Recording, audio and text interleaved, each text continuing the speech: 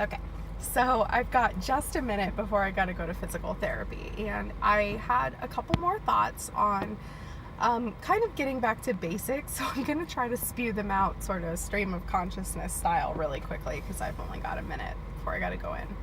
But I'm still kind of yo-yoing back between, I was yo-yoing back and forth between the same couple of pounds, which was super freaking frustrating. Now I seem to be yo-yoing back and forth between the same 2 ounces, which is better.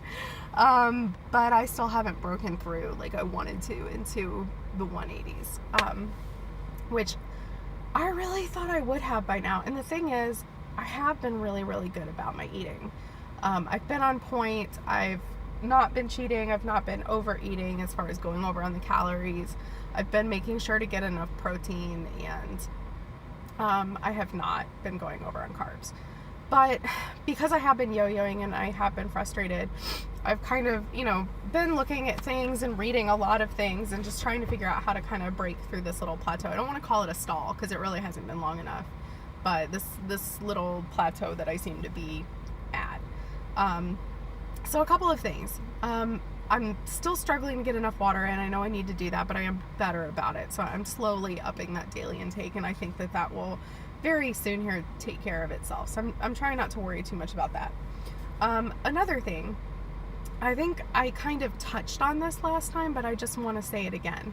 I think, especially those of us that are maybe doing keto for the second time around, I know I have heard a lot of times before people say, like, the second time on keto is harder. It's just harder because who knows? But I've heard people say that. And this is my second time on keto, and I got to tell you, it's harder. I don't know why. I feel like my body knows my tricks. It knows what I'm up to, and it's not having it. It's going to be more resistant to letting me break through that wall. Whereas the first time, the weight just kind of fell off. Like, I didn't have to be perfect every day. I didn't have to always eat under my calories, or maybe I could finagle my macros a little bit here or there, and it still fell off. It didn't matter. And this time my body's like, I know what you're up to. No.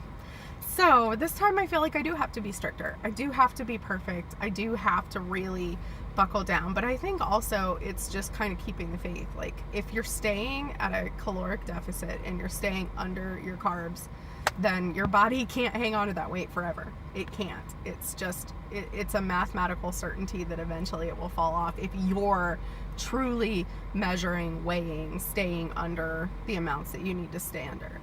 So I'm trying really hard to remind myself of that, and to just keep the faith that it's gonna come off and that I maybe sort of know what I'm doing. So there's that. The other thing that I'm thinking is, the second time around, a lot of people try to recreate all the things that they loved on carbs. That's probably a little bit of why maybe they fell off the first time, or at least if it wasn't why, that's probably what they turned to. As soon as they fell off the keto wagon, they went back to all their carb favorites. They started eating desserts again, and pasta, and whatever your addiction of choice was. So second time on keto, all the tricks for all the sweeteners so that you can make your favorite desserts, make keto versions of them, or bread substitutes and this and that. So, I know at least with me, I went kind of crazy right away, making a bunch of fat bombs and, sugar-free, grain-free cookies, and, how can I make noodles and things like that. And, I just can't help but think that all of that is probably not helping. And if you're at a plateau, whether it's your first time on keto or your 50th time on keto, that stuff probably isn't helping.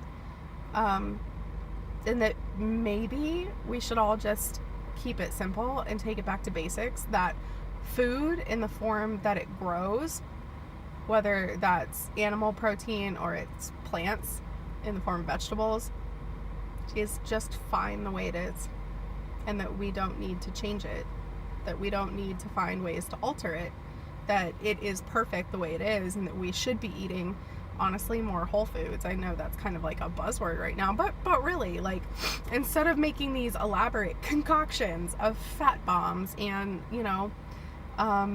copycats of our favorite recipes from before keto, maybe we should just eat the things that are good in the form that they are, that are keto. Meat, simple meat, butter, cream, cheese, vegetables. So I know I'm going to be making an effort to keep it simpler, to stop trying to make elaborate recipes and actually to kind of deconstruct the things I've been making and make them in their simplest form. Eggs, bacon, cheese, butter, things like that. And I'm going to see how that goes. And the other thing that I'm going to be doing is instead of counting net carbs, which kind of feeds into the whole keeping it simple thing, right? So like when you eat a lot of things that are substitutes, a lot of times you end up with sugar alcohols and lots of fiber that takes away. So your carbs would be astronomical if you counted them all. But you count net carbs and then all of a sudden they're fine. And I know there's a big debate about net carbs versus total carbs, and the prevailing wisdom on places like the Reddit keto communities and even Instagram is like, net carbs are fine. And I'm not saying that those don't work for people, because they do. They absolutely work for most people.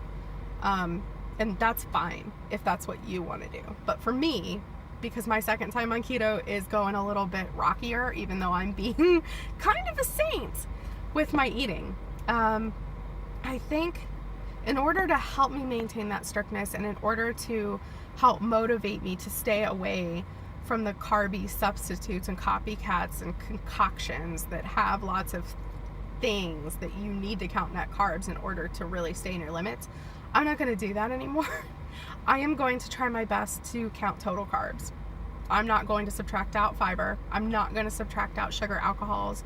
And I'm hoping that that will keep me a little more honest in the choices that I'm making for what I'm feeding my body, that I don't need these things with artificial sweeteners or different ways of lowering that carb count. I'm just going to keep it simple.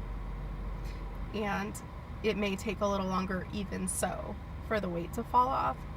But I think the bottom line is if I'm eating things in their whole form and maintaining that caloric deficit, like I said, your body can hold out for a while because it may not like what you're doing and it knows what you're up to. But it can't hold out forever. I'm not starving myself. I'm not eating like 800 calories a day, and I don't intend to. I think right now, according to all the calculators that I've put in anyway, I think my caloric deficit is, depending on the calculator, because they vary, it's between like 1,300 and like 1,380 a day is like a 25% deficit for me. You know, I'm okay with being less than that. I probably wouldn't at this point be okay with being less than 1,000 calories a day, but anywhere between 1,000 and 1,300, as long as I feel satiated, I'm fine with. And I'm going to be okay with that, but I'm going to try to, as much as I can, keep it simple and just eat those whole foods and only eat when I'm hungry. And when I'm full, even if I've got more room to eat, I need to just stop. So that's my goal. And those are my thoughts on keeping it simple. So if you've hit a plateau, or if this is your second time around and you're finding it harder this time, like I am, to lose the weight, maybe you could try this with me. You know, I feel like you really can't go wrong one way or the other with keeping it simpler and eating whole foods and getting your water in and counting those total carbs, if only for the fact that counting total carbs helps you stay a little bit more honest in the choices that you make.